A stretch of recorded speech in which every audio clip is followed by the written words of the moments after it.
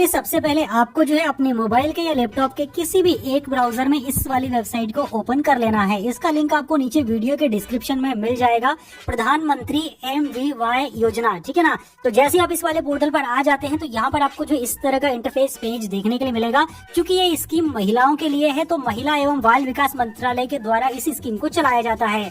अब जैसे ही आप यहाँ पर आ जाते हैं तो अगर आप नीचे की तरफ स्क्रॉल डाउन करके आएंगे तो यहाँ पर आप देख सकते हैं कितने लोगों को जो है इस स्कीम का लाभ मिला है। तो जैसे कि आप यहाँ पर देख सकते हैं, यहाँ पर जो है कुल एनरोल्ड बेनिफिशियरी इतने सारे थे, ठीक है ना।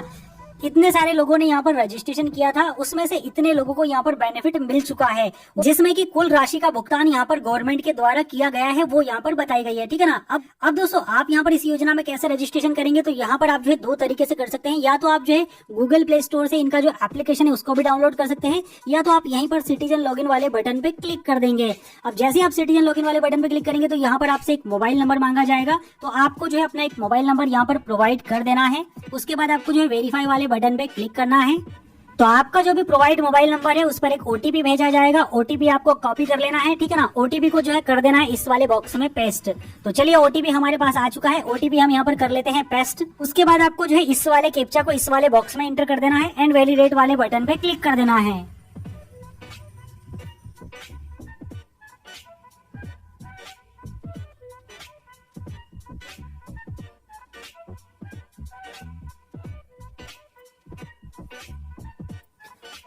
तो जैसे आप वैलिडेट वाले बटन पे क्लिक कर देते हैं तो आपके सामने इस तरह का डैशबोर्ड ओपन हो जाएगा, जैसे कि आप यहाँ पर देख रहे हैं। यहाँ पर आपको जो है डैशबोर्ड कुछ इस तरह से दिखाई देगा, ठीक है ना। तो यहीं पर आपको जो है ऊपर 3 डॉट का एक ऑप्शन मिलेगा, आपको यहाँ पर क्लिक कर देना है। जैसे ही आप यहाँ पर क्लिक कर देते हैं तो यहाँ पर आप देख रहे हैं आपको होम का ऑप्शन मिलेगा, आपको डाटा एंट्रीज का ऑप्शन मिलेगा। तो आपको जो है डाटा एंट्रीज वाले एरो पे क्लिक करना है। तो यहाँ पर आपके सामने जो है बेनिफिशियरी रजिस्ट्रेशन का ऑप्शन आ जाता है। आपको क्या करना है, बेनिफिशियरी रजिस्ट्रेशन वाले बटन पे क्लिक कर देना है।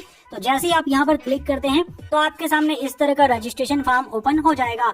अब दोस्तों इस वाले फॉर्म को आपको यहाँ पर फिलअप करना होगा, जिसमें कि यहाँ पर सबसे पहले आपको अपनी पर्सनल डिटेल देनी होगी, ठीक है ना। तो यहाँ पर आपसे पूछा गया है कि आप जो है किसी भी तरह से गवर्नमेंट एम्प्लॉय है तो आप जो है अपने अकॉर्डिंग इसको यस या नो सिलेक्ट कर सकते हैं। मतलब ये वाली जो स्कीम है गवर्नमेंट एम्प्लॉयज के लिए भी है, तो यहाँ पर आप अपने अकॉर्डिंग कर सकते हैं। हम नहीं है तो हमने उस केस में नो को यहाँ पर सिलेक्ट किया है, ठीक है ना। उसके बाद यहाँ पर आपसे पूछा जाएगा, जैसे कि आपको यहाँ पर प्रधानमंत्री मातृ वंदन योजना के अंतर्गत फर्स्ट चाइल्ड अगर है तो आपको जो है इस योजना का आवेदन आप यहाँ पर कर सकते हैं। सेकंड चाइल्ड में अगर लड़की है तो ही आप इस योजना में आवेदन कर सकते हैं, अदरवाइज नहीं कर सकते। तो अगर आपका यहाँ पर फर्स्ट चाइल्ड है तो भी आप कर सकते हैं, सेकंड चाइल्ड में अगर लड़की है तो आप यहाँ पर उसके जन्म के बाद भी यहाँ पर एप्लीकेशन कर सकते हैं, ठीक है ना। तो आप यहाँ पर अपने अकॉर्डिंग इसको सिलेक्ट कर लीजिए। हमने इसको जो है फर्स्ट पर ही रहने देंगे। यहाँ पर आपसे पूछा जाएगा नंबर ऑफ लिविंग चिल्ड्रन, ठीक है ना। तो हमने यहाँ पर फर्स्ट को सिलेक्ट किया है, तो हमारा यहाँ पर पहले से कोई बेबी नहीं है तो आप 0 को सिलेक्ट करेंगे, ठीक है ना। अगर आप यहाँ पर सेकंड चाइल्ड गर्ल को सिलेक्ट करते हैं उस कंडीशन में यहाँ पर आप 1 नंबर को सिलेक्ट करेंगे। तो ये यहाँ पर एक कंडीशन है, ठीक है ना। इस चीज को आप अपने अकॉर्डिंग फिलअप कर दीजिए। इन्फॉर्मेशन को आपको जो है सही तरीके से यहाँ पर फिल करना होगा। उसके बाद यहाँ पर आप जो है जो भी महिला कैंडिडेट है उसका नाम लिखेंगे, जो भी उनके आधार कार्ड पर लिखा हुआ है। यहाँ पर आपको जो है आधार नंबर इंटर कर देना है, यहाँ पर डेट ऑफ बर्थ इंटर कर देना है। जो एज यहाँ पर ऑटोमेटिक आ जाएगा, ऑटोमेटिकली जैसे ही आप यहाँ पर डेट ऑफ बर्थ फिल करेंगे तो एज यहाँ पर ले लिया जाएगा। कैटेगरी आपको यहाँ पर सिलेक्ट कर लेना है, ST SC OBC है तो आप जो है अदर वाले ऑप्शन को सिलेक्ट करेंगे। आपका एक रजिस्टर्ड मोबाइल नंबर आपको यहाँ पर प्रोवाइड कर देना है। एलिजिबिलिटी क्राइटेरिया में अब आपसे डॉक्यूमेंट पूछा जाएगा कि यहाँ पर आपको जो है कौन सा डॉक्यूमेंट देना होगा। तो जैसे आप यहाँ पर क्लिक करेंगे तो यहाँ पर आपके सामने काफी लंबी लिस्ट ओपन हो जाती है, जिसमें कि आप कौन कौन सी कैटेगरी में आते हैं तो आप यहाँ पर आवेदन कर सकते हैं, ठीक है ना। तो मान लीजिए अगर आप BPL राशन कार्ड धारक है तो आप आवेदन कर सकते हैं। अगर मान लीजिए आप जो है मनरेगा जॉब कार्ड आपका बना हुआ है तो आप आवेदन कर सकते हैं। अगर आपको जो है ई श्रम के अंतर्गत आप आते हैं, आपने रजिस्ट्रेशन करा है, कार्ड बना के रखा है तो आप आवेदन कर सकते हैं। अगर आप जो है 40% से ज्यादा दिव्यांग है तो आप यहाँ पर आवेदन कर सकते हैं, ठीक है ना। ये सारे आपको जो है क्राइटेरिया है। अगर इसमें से कोई सा भी एक क्राइटेरिया आपके पास होना चाहिए, कोई सा भी एक एलिजिबिलिटी डॉक्यूमेंट आपके पास में होना चाहिए। हमारे पास में BPL का राशन कार्ड है तो हमने यहाँ पर BPL के राशन कार्ड को सिलेक्ट कर लिया है। अब यहाँ पर हमने जो है राशन कार्ड को सिलेक्ट किया तो यहाँ पर आपको राशन कार्ड का नंबर डालना होगा और यहाँ पर आपको राशन कार्ड का फोटो भी अपलोड करना होगा। अपलोड करने के लिए सिंपली चूज फाइल वाले बटन पे क्लिक करेंगे।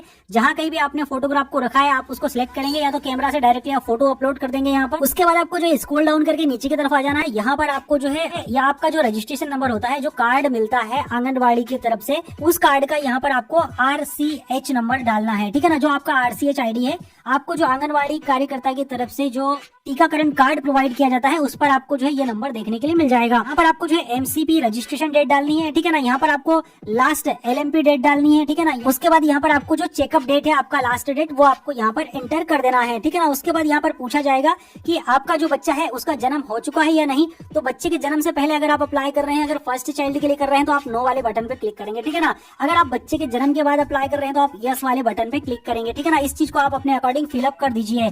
उसके बाद यहाँ पर आपसे पूछा जाएगा, अब दोस्तों यहाँ पर आपसे पूछा जाएगा actual date of childbirth, ठीक है ना, कि जो बच्चा है उसका जन्म अगर हो चुका है तो आप यहाँ पर उनका जन्म तिथि डाल सकते हैं। लेकिन अगर बच्चे का जन्म नहीं हुआ है उस कंडीशन में यहाँ पर आप अप्रोक्स डेट यहाँ पर डाल सकते हैं, ठीक है ना।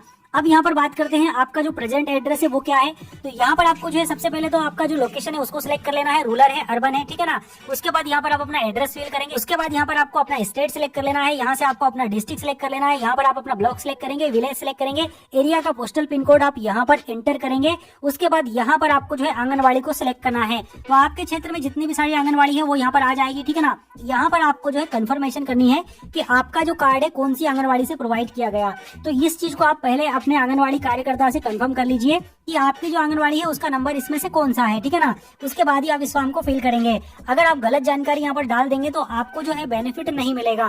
तो यहाँ पर जैसे कि मान लीजिए हमारा ये वाला आंगनबाड़ी केंद्र है, तो जो आपका आंगनबाड़ी केंद्र आप उसी को यहाँ पर सिलेक्ट करेंगे।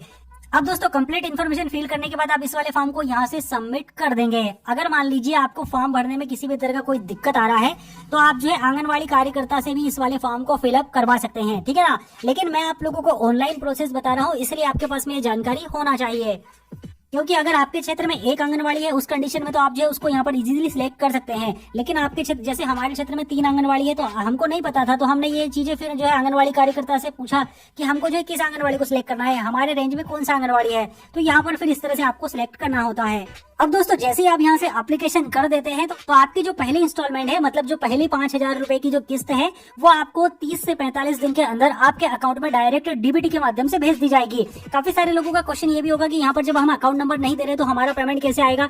तो यहाँ पर जो आपने आधार नंबर प्रोवाइड किया है ना, उसी के बेस पर आपका जो DBT इनेबल है, जो आपका आधार कार्ड के साथ में जो DBT अकाउंट है जिसमें आपका DBT इनेबल है, ठीक है ना, उस वाले अकाउंट में डायरेक्टली पेमेंट को भेज दिया जाएगा।